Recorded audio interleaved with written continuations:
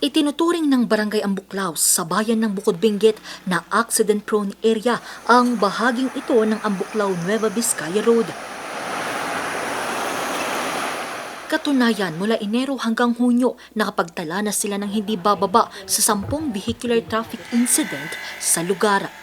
Sa bilang na ito, 2 ang nasawi.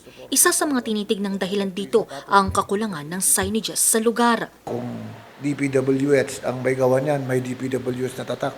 Pag tiningnan mo dyan, walang tatak ng mga DPWH. All of these warning signages were from the barangay. Siguro, it's bad time also that palitan naman nila yung mga ibang concern ng DPWH. Hindi lang sa mga projects na malalaki.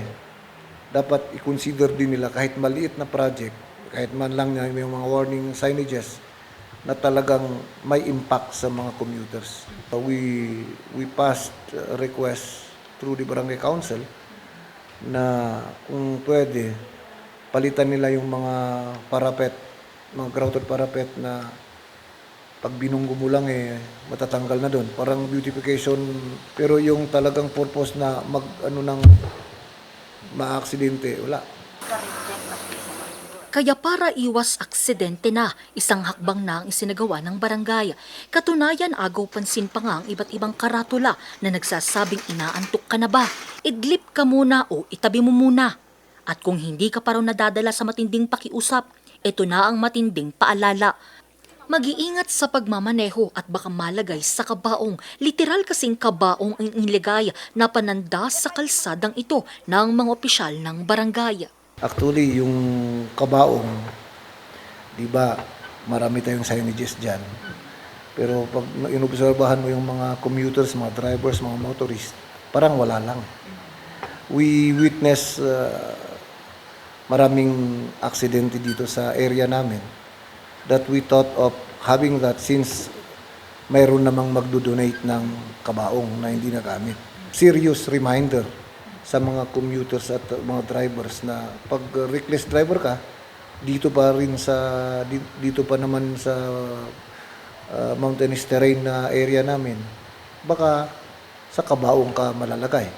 Epektibo naman ang paalala sa mga motorista na papatigil pa nga ang ilan kapag nakikita ito. Itong kabaong na ito is parang nagpapaalala sa mga driver na kagaya ko na kapag hindi mo na kaya or inaantok ka, pwede mo namang itabi para kung sakasakaling kunman, at least safety. Di kagaya kapag ka na-disgrasya ka, diretso ka na dito. Akan na dati panagbibiyahe dito, ilalalo ta adoti, kurba-kurba nga daldalan mo. Ito ang kakaiba sa lahat ng mga signage na kwan. Ito po ang kakaiba. Handa naman daw ang barangay sakaling ipatanggal sa kanila ng mga opisyal ang mga signages. Pero sa isang kondisyon, ang matugunan ang pangangailangan ng karagdagang road signages sa lugar. Ingatan ang nag-iisang buhay, magmaneho ng mahusay. Yan ngayon ang mensaheng nakapaloob dito sa kabaong na ito bilang paalala hindi lamang sa mga motorista, kundi pati na rin sa mga ahensya kagaya na lamang ng DPWH na sana mabigyan pa ng karagdagang mga road signages at mga warnings. Hindi lamang dito sa probinsya ng Benguet, pati na rin sa buong bansa. Mula dito sa Bukod-Benguet, Angel Arquero, RNG News.